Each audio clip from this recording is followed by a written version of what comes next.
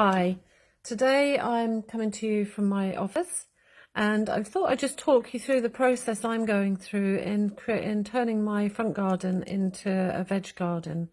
It's something we've been planning to do for a while, and now we find ourselves reacting very quickly because we need to get some veg in and growing. Now, whether I can pull this off before we go into lockdown or not, I'm not sure, but I'll keep you posted. In the meantime, I thought I'd show you how we went about it.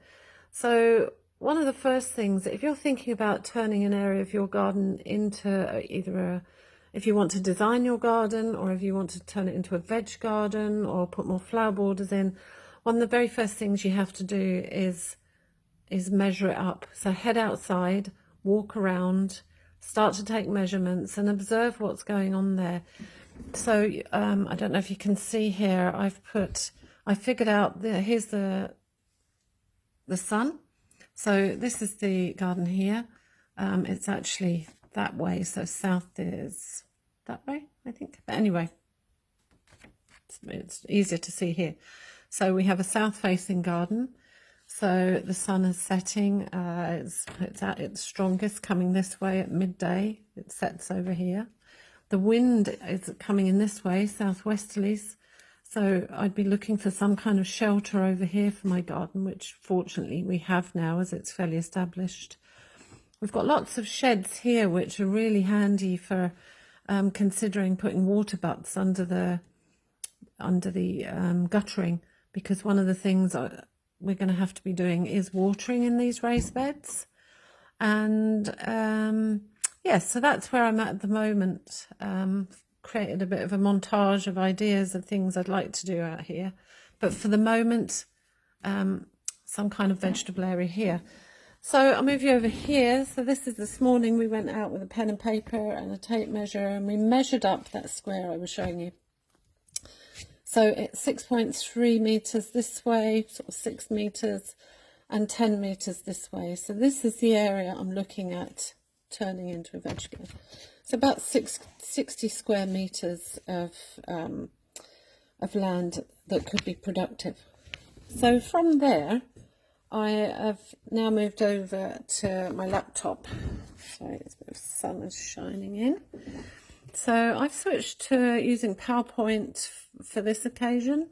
Let's take you back to the beginning. So what I've done is I've measured here. So we've had 10 meters by 6 meters. There's my little compass, and I'm playing around with different shapes. So once I have it measured, I can move these around and see what fits. I've left about 800 mil between the beds. I don't need them too wide. We haven't got anybody with extra needs here, any wheelchair users or anything. So I've just left 800, which is enough to get the wheelbarrow down. I could even go a bit narrower, but we kind of want to have it looking slightly a bit pretty as well, I hope. If you're not able to do this on PowerPoint, you can just use a piece of paper and cut out some small shapes and squares, or circles or hexagonals. But just let me say, Mr. G has said I'm never to do a circular bed again because it's nigh on impossible to build with wood for him. So that's why I kind of go for these straighter sided shapes. The beds are, so we have 1.2 meters across by 2.4 meters down. That's actually the size of a scaffold board, but it means that we can reach in. If we're walking around this bed, I can reach in and get to the middle no matter where I am, pretty much without walking on the soil. Soil is such a precious resource. If we go walking through it with our clumpy boots, we're squashing all the microorganisms and the fungi and the bacteria and all the nematodes and everything that's doing their job in there. We want to avoid that. We want to avoid compaction and just let all the microorganisms do their work. So we always try and avoid walking on this soil. So once we have our 1.2 meters by 2.4, the reason we could actually make them much longer, they could be this long if we wanted, but I have found from experience if they're too long we tend to jump over them. Now, so I'm going to just show you a few different ideas I was playing with. There's another one, so you can see how many veg beds. That's actually quite a lot of vegetables. 10 veg garden. Yeah, so you would have a load of stuff growing in those, which would be fantastic for later on this year. There's another one. There's another idea. So you can see I was able to just very quickly, in the space of half an hour, just play with loads of different ideas and designs for this veg garden.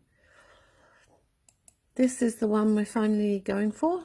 So Mr. G is probably my toughest client. He has very firm ideas on what he likes and what he doesn't like. Although I mentioned don't have long beds, I'm thinking that we'll be able to walk in and around and get to all the inside, and then we come out and walk around the outside. So look, we'll have to see how that works out. And then 3 smaller beds in the middle, maybe for herbs or strawberries or something interesting. The next stage then is to work out how much material we need. So I'm going for raised beds. The garden here, this was a farmyard when we moved up here a few years ago. How long have we been here now? 17 years in this area, in this site. This was just a shaly, stony farmyard. So we can't dig down, even having those shrubs in there. We had to use a pickaxe to get those in. So it's going to be raised beds in here.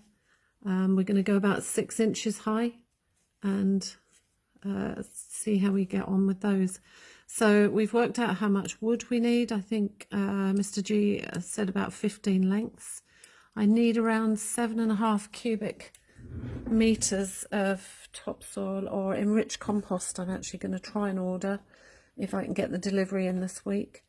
Enriched.ie have stockists all around the country. They do topsoil and green waste material, bark, wood chip, and they have a little handy calculator that helps you work out how much you need to buy.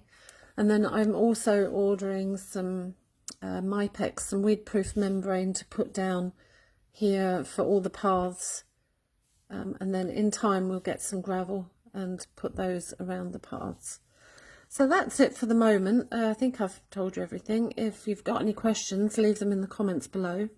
And I'll keep you posted on progress. I think at this stage, like anybody else, I'm trying to get everything ordered before we go into lockdown. So I'll see how we go. All right, thanks very much. Bye.